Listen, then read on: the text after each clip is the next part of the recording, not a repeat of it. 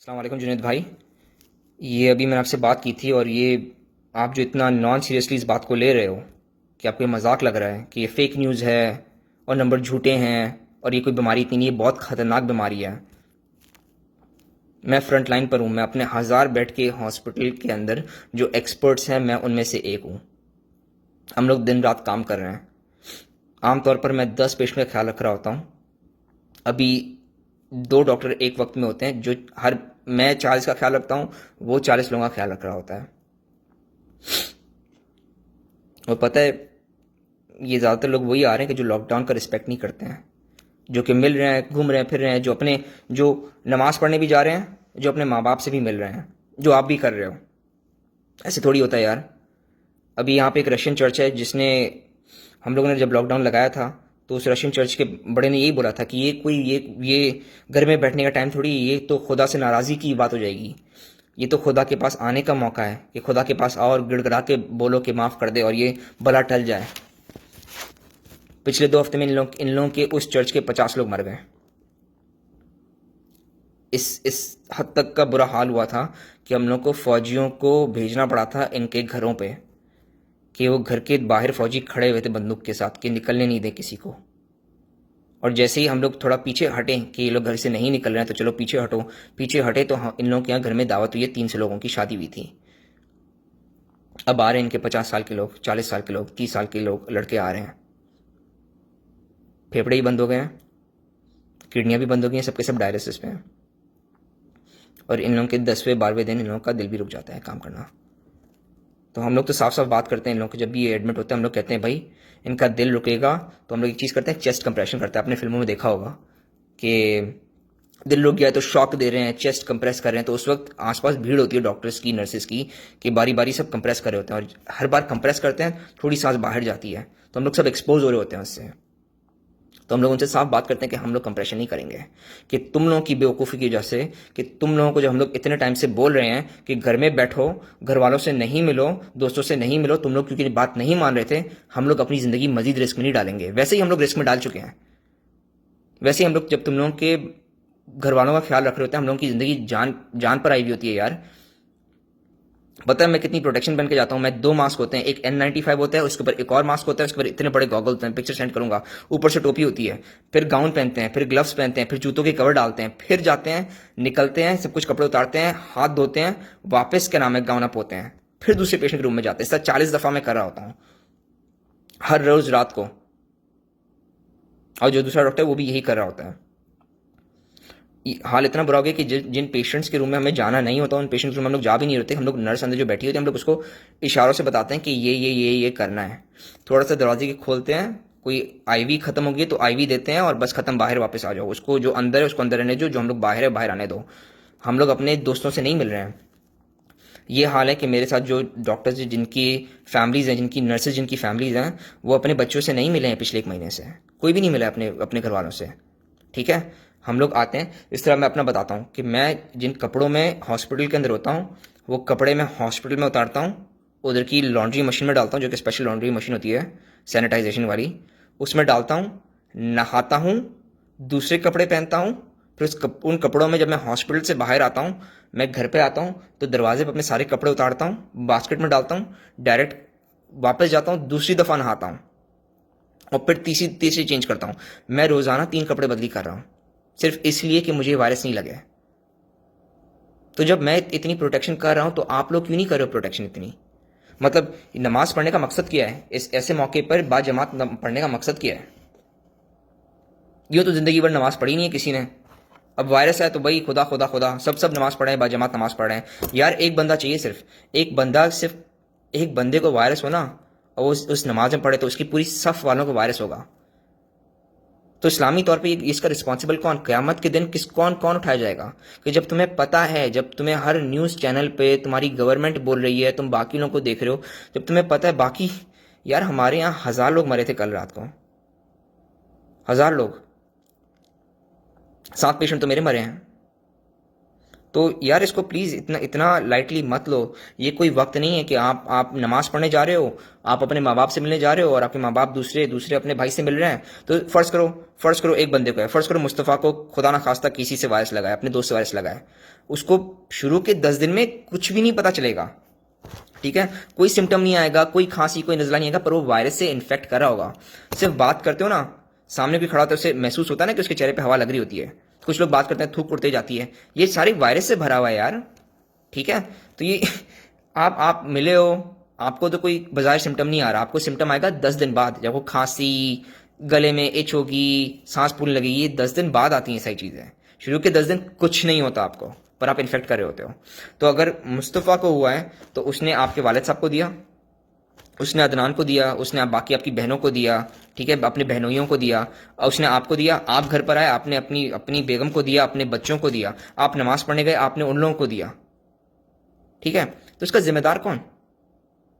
ऐसी ऐसी नमाजों का मकसद क्या है कि जब आप जा रहे हो और आप लोगों को, और पता है आप शायद बच जाओगे, आपके वालिद साहब थोड़ी बचेंगे इस चीज़ से।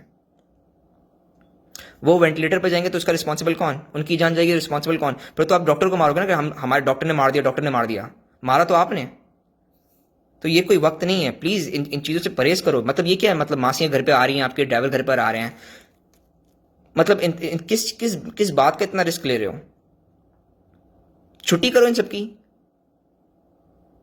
अभी तो हाथ पैर काम कर रहे हैं, घर में झाड़ू लगाओ यार। रसूल सल्लल्लाहु अलैहि वसल्लम ने घर पे झाड़ू लगाया, तो आप लोग झाड़ू नहीं लगा सकते हो? रसूल सल्लल्लाहु अलैहि वसल्लम ने अपने अपने खुद के कपड़े धोए, तो आप लोग क्या उनसे शाही हो? ये वो वक्त नहीं है कि जब आप अपने दोस्तों से मिल रहे हो। मतलब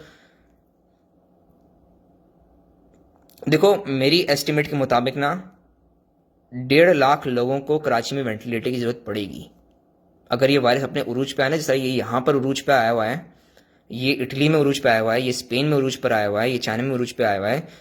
ये उरूज पे आप लोगों के अगर आएगा ना तो 1.5 लाख, कराची की पॉपुलेशन के मुताबिक 1.5 लाख लोगों को वेंटिलेटर की जरूरत पड़ेगी।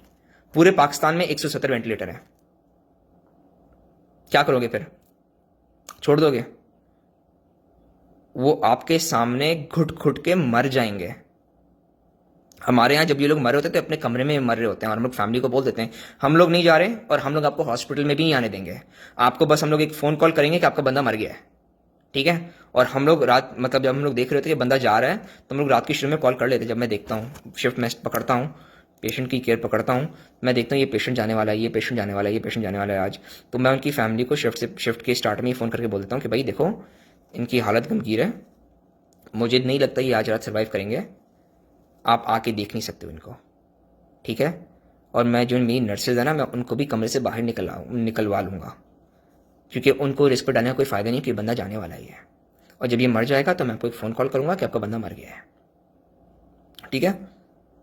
हम लोग एग्जामिन करने भी अंदर नहीं जा रहे होते, वो वेंटिलेटर की ट्यूब डली हुई होती है, उस ट्यूब के ऊपर हम लोग क्लैंप लगाते हैं, वेंटिलेटर डिस्कनेक्ट करते हैं, मॉर्ग में भेज देते हैं, ठीक है। उधर ही उनकी टॉफ़ी तैयार होती है, कफन में उधर ही बांधते हैं और फिर वो आगे ट्रांसपोर्ट हो जाती हैं बॉडीज। और ये बॉडी को हम लोग दफना नहीं रहे हैं, ये जला देते हैं हम लोग, क्रीमेट कर देते हैं, कि कोई फ़ायदा नहीं है इसको, रिस्क किसी को भी रिस्क पर डालने का कोई फ़ायदा नहीं है। प्लीज़ इस बात का प्लीज़ ख्याल रखो। 10 दिन बाद ये इफेक्ट लाना शुरू करता है, सिर्फ इस बात का ख्याल रखो। आप मस्जिद में नमाज पढ़ने गए हो, एक बंदे को वायरस है, उसने सांस ली, चलो खांसा उसने, 8 लोगों की अगर गैदरिंग है, सबके सबको वायरस लग गया, ठीक है। उसने नहीं किया, अगर आपको खांसा नहीं, उसने खाक करके थूका, आपकी चप्पलें उस थूक पे चढ़ी, वो चप्पल पहन के आप घर में आओगे ना, वायरस तो ले आए आप घर के अंदर, फिर क्या? फिर आपकी बेगम की जब डेथ होगी तो कौन रिस्पॉन्सिबल है उसका? मासियां घर में आ रही हैं, ड्राइवर घर में आ रहे हैं, यार ये प्लीज ख्याल रखो। मतलब क्या क्या काम नहीं होता क्या? ड्राइवर की इतनी ज़रूरत है? और जब जब जब आपकी गवर्नमेंट और आप लोग जब सीरियसली लोगे ना, तो एकदम से ये लोग लॉकडाउन लगाएंगे। लॉकडाउन जब ये लगाते हैं पाकिस्तान के अंदर, तो बिल्कुल सब कुछ बंद कर देते हैं ना, पेट्रोल पंप तो फ़ौरन बंद हो जाते हैं, फिर क्या? ट्रांसपोर्ट कैसे करोगे? नेटवर्क बंद हो जाते हैं, बात कैसे करोगे? कुछ भी नहीं कर पाओगे ना। तो क्या घर में राशन भी नहीं होगा? फिर फाके डालोगे घर के अंदर?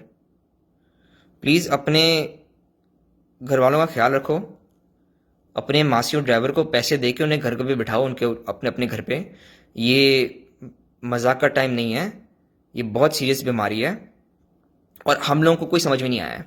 वेरी ऑनेस्टली, जो भी डॉक्टर आपको बोलता है ना कि इसका ये इलाज है, उसका वो इलाज है, मलेरिया की मेडिकेशन इलाज है, कुछ कोई नहीं है, कुछ भी नहीं है, कुछ भी नहीं है। मेरा एक पेशेंट भी मलेरिया की मेडिकेशन से बचा नहीं है, ठीक है। एजिथ्रोमाइसिन से एक पेशेंट भी नहीं बचा मेरा। ये सब मर गए, सबके सब मर जाते हैं। वो बात अलग है कि मेरे पास जो पेशेंट्स आते हैं वो सबसे बीमार पेशेंट्स आते हैं। मैं आईसीयू के पेशेंट का ख्याल रखता हूँ जो सारे वेंटिलेटर पर होते हैं। 90% लोगों को ये जो बीमारी होती है वो नॉर्मल से फ्लू की तरह बीमारी होती है। वो खांसते हैं, 2 हफ्ते तक पड़े होते हैं ज़मीन पर और फिर वापस ठीक हो जाते हैं। बट उन्होंने जितने टाइम वो चल फिर रहे होते हैं वो हर किसी को इन्फेक्ट करते हैं। उनके फिर वालिदैन घर पर इधर आते हैं बीमार होके। रशियन का मैंने बताया था, न्यू जर्सी में एक फैमिली थी, उनकी गैदरिंग हुई ना लॉकडाउन में, तो उन लोगों ने भी सीरियसली नहीं लिया। तो उनकी फैमिली गैदरिंग हुई थी, सब ने मिलकर ना कहा कि वो चलो चलो छुट्टियाँ हैं, चलो मिल बांट के खाते हैं। तो पूरी फैमिली गैदरिंग हुई, फुफियाँ, चाचा, दादा दादी, बेटे क्या नाम है, इनके सारे बच्चे हैं। तो उनमें से एक को खांसी थी। अब उनके फैमिली के 2 फुफियाँ, 2 चाचा और दादा दादी सब मर गए। तो आपकी इस गैदरिंग की वजह से आपके घर के 6 फर्द मर गए। तो कौन रिस्पॉन्सिबल है इसका? इतनी तप्पड़ है आप में कि आप इनका गिल्ट अपने कंधे पर रख सको, और क़यामत के दिन पूछा जाएगा तो आप क्या जवाब दोगे? कि हमें तो लोग बता रहे थे, हमें ही मस्ती थी। फ्लोरिडा में एक पाकिस्तानी फैमिली को मैं जानता हूँ, उनकी शादी हुई थी, तो उधर भी इनको किसी को भी सिम्टम्स नहीं थे, पर अब उनका दोनों तरफ के ना ससुर मर गए हैं। लड़की का बाप भी मर गया, लड़के का बाप भी मर गया कोरोना से, और बाकी फैमिली तो इन्फेक्टेड है पर उनको इतना कुछ हुआ नहीं, पर वो दोनों मर गए हैं। प्लीज़ इस चीज़ को सीरियसली लो। ये चीज़ बहुत बहुत बुरी है और कोई इलाज नहीं है इसका। डॉक्टरों को सही तरह समझ में नहीं आया है कि इसे हम लोग क्या नाम है सॉल्व कैसे करें, क्योंकि ये आम तौर पे आम बीमारी की तरह प्रेजेंट नहीं कर रहा है, ये काफ़ी अलग प्रेजेंट कर रहा है। ये किडनी पे भी अटैक कर रहा है तो सारे डायलिसिस पे हैं, ये दिल पे भी अटैक कर रहा है तो दिल एकदम से रुक जाता है इनका। और फेफड़े तो ख़राब थे ही, उनके बारे में आप लोगों को थोड़ा पता है कि फेफड़े ख़राब हो जाते हैं। और पता है क्या होता है, एक तो ट्यूब डली हुई है मुंह के अंदर, एक मैं गर्दन में डालता हूँ, एक मैं हाथ में डालता हूँ, एक मैं पेशाब की नाली में डालता हूँ, एक मैं पिछवाड़े में डालता हूँ, ठीक है। और जब इन ये डायलिसिस पे चढ़ते हैं जो कि तीसरे दिन डलते हैं, तो एक क्या नाम है थाई में भी डलती है लाइन, जो डायलिसिस की लाइन होती है। और फिर मैं दबा के इन्हें मॉर्फिन दे रहा होता हूँ, फेंटनिल दे रहा होता हूँ, प्रोपोफॉल दे रहा होता हूँ। फिर ब्लड प्रेशर गिरता है तो मैं ब्लड प्रेशर की मैं एक और दवाई एक और ड्रिप स्टार्ट करता हूँ। फिर मैं पानी देना शुरू करता हूँ कि किडनियाँ फेल हो रही हैं। बहुत बुरा हाल है। प्लीज़ इस बात को सीरियसली लो। नमाज़ों पे जाना बंद करो, लोगों को इन्फेक्ट करना बंद करो, माँ बाप से मिलना बंद करो, गैर ज़रूरी मिलना जुलना बंद करो। मतलब यार इंटरनेट है, व्हाट्सएप है, स्काइप है, इनसे कांटेक्ट में रहो। डायरेक्ट मिलने की क्या ज़रूरत है? क्या ये मिलना इतना ज़रूरी है कि आप बोलो कि नहीं, अगर हम लोग नहीं, मतलब मैं अपने माँ बाप की जान देने के लिए तैयार हूँ पर मिलना लाजमी है, इतना ज़रूरी है? चलो खैर, मैं मज़ीद आगे बात नहीं करूँगा, आगे आप लोग खुद समझदार हो, ठीक है। प्लीज़ बात को सीरियसली लो। खुदा हाफिज़।